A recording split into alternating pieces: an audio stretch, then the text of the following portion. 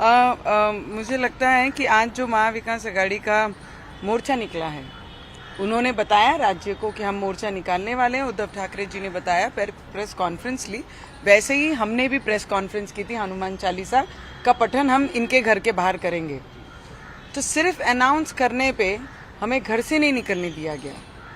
घर के बाहर इनके उद्धव ठाकरे जी के गुंडे आकर गुंडेशाही कर रहे थे, हमारे पे केसेस लगाए। आज वही केस के लिए हम कोर्ट में हाजिर हुए। तो मुझे बताइए, वो गुंडेशाही की सरकार थी कि ये थी संविधान को बचाने वाली सरकार? वो आज जो सरकार में बैठी है महाराष्ट्र में, देवेंद्र जी और शिंदे, एकनाथ शिंदे जी, इनकी सरकार में लोकतंत्र जिंदा है। उन्होंने ये साबित होने दिया। उन्होंने साबित किया कि हम कोई भी आवाज उठाने वालों की आवाज घर में बैठकर उन पे केसेस लगा के उन्हें जेल में डालने वाली ये सरकार नहीं है। आवाज निकलकर अपनी चीजों की मांग रख सकता है कोई भी व्यक्ति। उतना फ्रीडम हमारे बाबा साहब ने हमको दिया है। तो मुझे लगता है जिस तरीके से उद्धव ठाकरे जी ने हमारी आवाज दबाने का प्रयत्न किया, हमारे ऊपर केसेस लगाए, देशद्रोह का केस लगाया, 353 लगाया, 153 लगाया, सभी बेलेबल नॉन बेलेबल ऑफेंस लगाई थी, जितनी भी ऑफेंस लगाई, और अंदर 14 दिन रखा। तो मुझे लगता है अभी इनको अंदर डालना चाहिए कि नहीं डालना चाहिए? अगर मेरे हनुमान चालीसा को सिर्फ पठन करूंगी करके मुझे अंदर रखा, रवि जी को रखा 14 दिन, तो अभी तो ये संतों के नाम पर सिर्फ पॉलिटिकल रोटियां सेक रहे हैं। ये संतों पे, भगवान पे विश्वास रखने वाले उद्धव ठाकरे जी नहीं है। अगर संतों पे और भगवान पे विश्वास होता तो हनुमान चालीसा पे 14 दिन हमें जेल में नहीं डाला गया होता।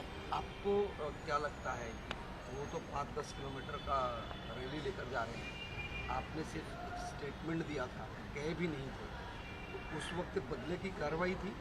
और इस वक्त मैंने स्पष्ट कहा है कि उद्धव ठाकरे जी की जो सरकार थी वो गुंडेशाही सरकार थी। आवाज दबाना और लोगों के घर गिराना, और हमारे जैसे लोकतंत्र में जहाँ पे बाबा साहेब अम्बेडकर जी ने ये कहा है कि अपनी आवाज की, अपने विचार को बाहर रखने का अधिकार ये संविधान ने हमें दिया है, और वो सब खत्म करने का काम उद्धव ठाकरे जी ने 2.5 सालों में किया। पर ये सरकार संविधान को मानने वाली, संतों के विचारों पे चलने वाली, छत्रपति शिवाजी महाराज की जैसी ऊर्जा निर्माण करने वाली सरकार है। और देवेंद्र जी हमारे गृह मंत्री हैं। तो अपने पद का, अपने पोस्ट का, अपने खाते का दुरुपयोग ना करते हुए अपनी आवाज को उठाने देना, उनकी आवाज को उठाने देने का मौका उनको दिया है। तो मुझे लगता है जो उन्होंने किया उस तरीके की ये सरकार कभी भी पैर नहीं उठाएगी। उनकी आवाज वो उठाएंगे और लोकतंत्र में ये होना चाहिए। बिलावल भुट्टो ने पीएम मोदी को लेकर जो बयान दिया था, उसको लेकर पूरे देश में पाकिस्तान के खिलाफ, बिलावल भुट्टो के खिलाफ प्रदर्शन हो रहा है। जिस तरह की आपत्तिजनक शब्दों का इस्तेमाल किया मोदी के खिलाफ, मैं इतना ही कहूँगी कि पाकिस्तान अपनी हद में रहे। अगर पाकिस्तान ने हमारे प्राइम मिनिस्टर जी को कहा है, मतलब हमारे पूरे देश के हर एक व्यक्ति के ऊपर उंगली उठाने का काम उन्होंने किया है। और मुझे लगता है अगर पाकिस्तान आंख दिखाएगी देश के कोई भी व्यक्ति के ऊपर और हमारे प्राइम मिनिस्टर जी के ऊपर बोलेगी, तो उसकी आंख निकालने की भी ताकत ये हिंदुस्तान रखता है। तो पाकिस्तान ने अपनी हद में रहना चाहिए। नवनीत जी, पाकिस्तान ने जो इस तरह का स्टेटमेंट दिया कि बिलावल भुट्टो ने, क्या इसके पीछे कोई अंतर्राष्ट्रीय स्तर पर सोची समझी वजह हो सकती है? ये कहा जा रहा है कि पाकिस्तान अपने अंदरूनी हालात से वैसे भी परेशान है, चाहे आर्थिक स्थिति हो, आतंकवाद हो, बेरोजगारी हो, और इसी वजह से पाकिस्तान ने हिंदुस्तान की तरफ डाइवर्ट करने की कोशिश की ताकि उनके देश के लोग जो हैं इस मुद्दे को लेकर कहीं ना कहीं बिलावल भुट्टो की बातों की चर्चा करें, असली मुद्दे भूल जाए। भुट्टो ने जो कहा है हमारे देश के ऊपर, हमारा देश कोई डाइवर्शन का विषय नहीं है।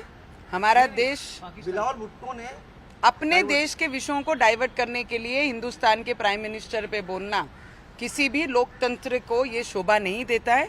और पाकिस्तान ने अपनी लिमिट क्रॉस नहीं करनी चाहिए। अगर उन्होंने अपनी लिमिट क्रॉस करते हैं तो हम हिंदुस्तानी क्या कर सकते हैं उन्होंने पहले भी देखा है, और आने वाले समय में वो भी दिखा देंगे। जो आज रैली निकली, मैम, उस पर एक छोटा सा क्या है, दबाव की राजनीति है। इसके पहले लगातार 15-20 दिन से लोग कह रहे थे महारैली निकलेगी। आज रैली निकली है, लेकिन मुझे नहीं लगता है 3 पार्टियां मिला के 2-3 हज़ार लोग जहां रहेंगे तो ये महाविकास आघाड़ी की नहीं है, ये नाटक कंपनी की, उद्धव ठाकरे जी की ये नाटक कंपनी चल रही है, तो मुझे नहीं लगता है। महाराष्ट्र के लोगों को विकास चाहिए। ये नाटक की राजनीति अभी बंद होनी चाहिए। मुझे लगता है संतों का विचार पॉलिटिकल के लिए नहीं, कामों के लिए होना चाहिए। कामों के प्रश्न के लिए रोड पे निकलना चाहिए। लोगों के बेरोजगारों के मुद्दे पे रोड पे निकलना चाहिए। युवाओं को उनका भविष्य के लिए रोड पे निकलना चाहिए। विकास किस तरीके से महाराष्ट्र में होना चाहिए उसके लिए रोड पे निकलना चाहिए। खुद की पॉलिटिकल रोटियां सेकने के लिए उद्धव ठाकरे ने अपनी नाटक कंपनी बंद करना चाहिए।